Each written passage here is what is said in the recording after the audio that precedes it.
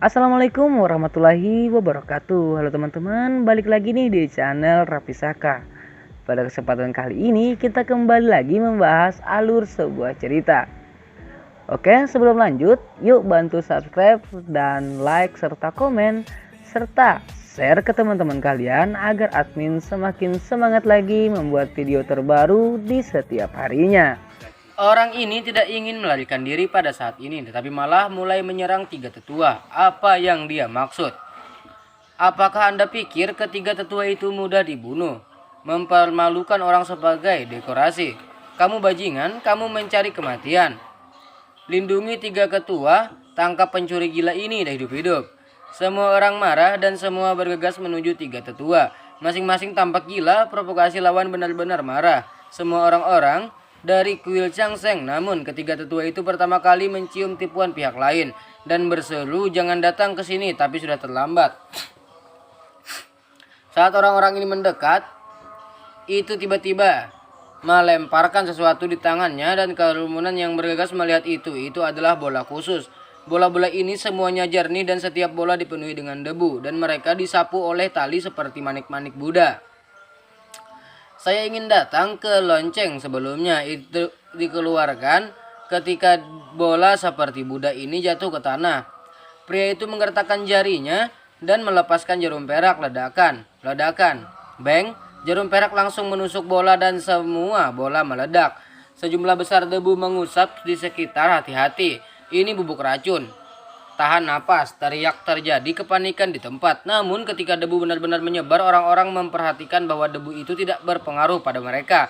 Yang benar-benar berhasil adalah orang-orang yang sudah gila. Setelah menghirup debu, mereka langsung pulih satu persatu.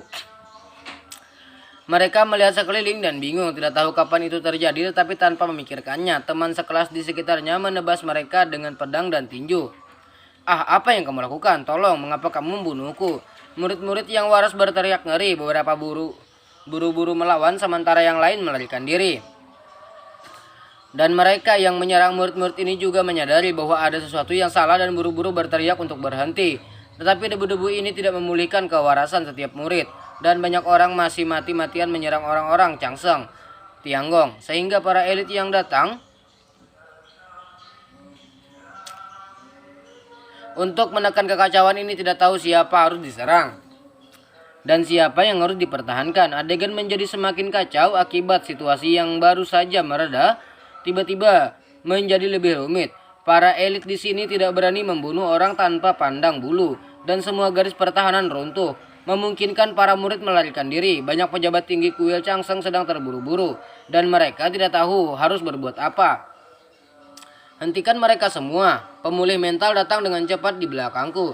Cepat, kelima tetua mengumpulkan kekuatan mereka dan berteriak dari ketinggian. Murid-murid yang bingung berlari ke arahnya. Murid agresif yang tersisa semuanya ditundukkan di bawah tangan besi dari empat tetua. Mati, terluka setelah melemparkan semua setelah jam. Kekacauan baru saja berhenti. 5 kepala tidak apa-apa. Murid yang tidak patuh ini semuanya telah ditundukkan. Apa yang harus saya lakukan dengan mereka sekarang? Dengarkan 3 kepala. Kelima tetua menghela napas lega dan melihat ke samping. Tetapi mereka tidak dapat menemukan jejak ketiga tetua. Kemana perginya ketiga tetua itu? Tanya ketua kelima. Aku di sini. Sebuah suara dingin dan serak terdengar dari ruang belas kasihan. Orang-orang melihat ke belakang satu demi satu hanya untuk melihat ketiga tetua perlahan berjalan keluar dari dalam. Pada saat ini wajahnya suram dan wajahnya jelek menakutkan. 5 tetua dan yang lainnya segera mengerti apa yang mereka lakukan. 3 raja, barang-barang di ruang kasih belum menghilangkan. Sebagian besar dari mereka tidak hilang. Ketiga raja berkata tanpa ekspresi. Kelima tetua segera menghela napas lega. Itu bagus, tapi yang paling penting hilang. Ketika ketua berkata lagi, kelima tuan menggemetar dan memandangnya dengan tidak percaya. 3 tuan, kamu maksudmu? Semua barang rak obat ilahi hilang. Itu dicuri pencuri itu, kata 3 kepala tetua suku dengan suara serak. Begitu kata-kata ini keluar, semua orang di 5 istana dan 10 istana gemetar hebat dan rasa dingin naik dari telapak kaki mereka ke atas kepala mereka. Tidak hanya itu, sebagian besar kuku di ruang kasihku telah dibalik dan aku takut keterampilan medis istana surgawi yang tak tertandingi telah dibocor. Ketika kepala itu berkata dengan dingin, semua orang tercengang, mata mereka melebar menyaksikan semua ini dengan tak percaya. Akhirnya cepat pergi dan tangkap pencurinya. Segera kirim seseorang untuk memblokir seluruh kuil Changseng, teriak Master Aula pertama dengan tegas. Apa gunanya mengejar sekarang? Ketiga tetua segera meraung, menyela suara tetua aula. Kepala aula terkejut, tetapi melihat ketiga tetua mendengus dingin, pihak lain sudah lama pergi ketika kita menyelesaikan kerusuhan di sini. Tidak ada gunanya, sudah terlambat untuk memblokir kuil Changseng sekarang. Lakukan sekarang, saya masih perlu menyelidiki, tidak hanya harus mengirim seseorang untuk melihat keluar istana, tetapi juga menemukan petunjuk di istana. Pihak lain diam-diam menciptakan kekacauan besar di kuil Changseng saya, dan pasti ada pembantu di istana. Cepat kirim orang untuk menyelidiki setiap area sekarang. Saya pergi menemui senior agung dan melaporkan ini kepadanya. Saya harap senior agung dan kepala istana tidak akan marah. Karena ini, jika tidak, semua orang yang hadir akan tidak bisa lepas dari rasa bersalah. Tiga senior menggeram berbalik untuk pergi, semua orang saling memandang, semua menggigil dan kedinginan setelah kekacauan seluruh Changseng Tianggong menjalani penyelidikan. Orang yang dalam skala yang belum pernah terjadi sebelumnya. Karena alam terlalu buruk, setidaknya ratusan murid Changseng Tianggong tewas dalam kerusuhan ini. Ribuan terluka dan kerugian yang ditimbulkan tidak terhitung. Dikatakan bahwa bahkan di luar istana Wuyu terpengaruh. Tuan Besar sangat marah dan meminta kepala istana untuk memerintahkan agar kedua tuan menyelidiki dan menangkap orang-orang di luar istana secara langsung. Sedangkan Tuan Besar bertanggung jawab penuh untuk mencari orang-orang yang mencurigakan di istana. Kyo-san sangat ketakutan sehingga dia hampir kehilangan jiwanya. Bersembunyi di rumah seharian, tidak berani kemana-mana dan merasa gugup saat bertemu seseorang. Meskipun itu bukan tangannya, tetapi dalam konsepnya, dia sebenarnya adalah kaki tangan. Adapun Damar seolah-olah tidak ada yang terjadi, dia bisa melakukan apa yang dilakukan. Dia menggunakan obat ajaib ini untuk menyembuhkan luka dan menghilangkan racun hidup di rumah. Ketika ada kesempatan, dia berlari ke Koulo membawa obat untuk menyembuhkan Liu Roshi dan Nenek Wen. Di dalam rerumputan, ya Tuhan, ini adalah rumput yang mengubah hidup. Apakah ini bunga berjari tiga yang diisukan? Teratai salju suci di Tiangshan. Teratai salju suci di Tiangshan, wanita tua itu cukup beruntung untuk melihatnya. Aku tidak menyesal dalam hidup ini. Hidup ini tidak ada penyesalan. Aku tidak menyangka ada begitu banyak obat ajaib mengerikan yang dikumpulkan di ruang kasih. Sungguh menakjubkan. Sungguh menakjubkan.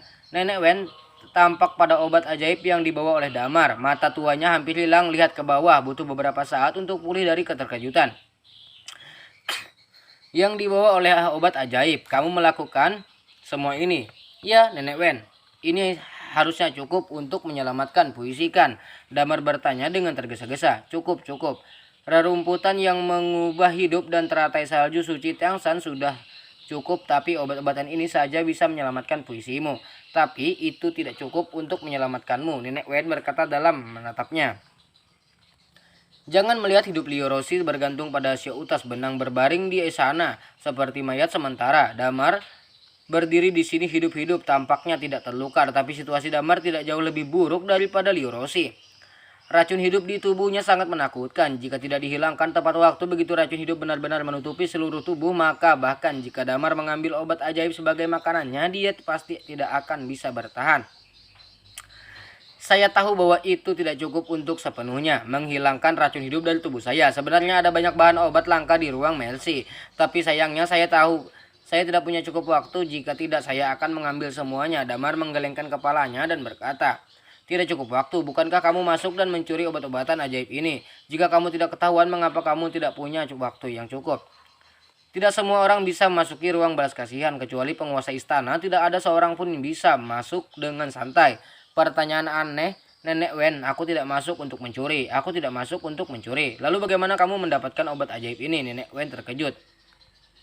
Aku masuk dan mengambilnya, kata Damar acuh-acuh. Nenek Wen tertegun sejenak dan kuesioner tersenyum. Nak, Damar, kamu tidak bercanda. Mingrab, menurutmu di mana ruang belas kasih? Damar tidak menjelaskan banyak, hanya berkata, Ibu Wen, singkatnya hanya obat-obatan ini saya serahkan kepada Anda. Saya harap Anda dapat menyembuhkan Roshi. Sedangkan untuk Anda, saya tidak menyarankan Anda untuk mengobati luka Anda sendiri untuk saat ini. Jika Anda ditemukan oleh Tianggong, orang kalian akan mendapat masalah. Jangan khawatir, aku mengerti kebenarannya. Roshi sudah tidak masalah, tapi apa yang harus kalian lakukan sendiri? Aku pernah pergi ke ruang belas kasihan dan aku pergi kedua kalinya, tapi saya belum berencana untuk bertindak baru-baru ini. Saya membacanya di ruang belas kasihan, ada banyak buku, ada beberapa cara yang baik untuk mengobati racun hidup. Saya ingin mencobanya dulu. Oh, Anda juga membaca buku-buku di Convention Room. Buku-buku rahasia di dalamnya adalah semua keterampilan medis terbaik di Tianggong. Hanya Vales Master dan Krat Senior yang dapat membacanya. Jika Anda dapat menghafal 1 atau 2 buku, itu akan cukup untuk seumur hidup.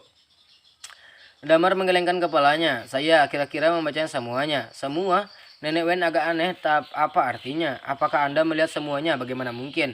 Namun saat dia hendak berkata, beberapa langkah kaki datang dari luar kaulo. Ekspresi Nenek Wen sedikit berubah dan dia segera membuka tirai untuk menutupi Liu Roshi di tempat tidur dan kemudian mengedipkan mata pada Damar.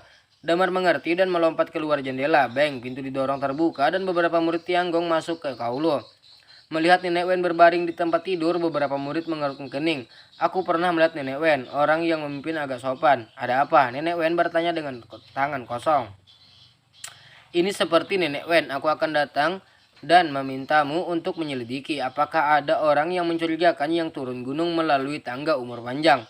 Orang yang mencurigakan, apa? Sesuatu terjadi pada Tianggong, pertanyaan sesuatu terjadi dan ruang males asih dirampok. Kata murid itu, apa? Nenek Wen kehilangan suaranya di tempat dan hampir tidak melompat dari tempat tidur.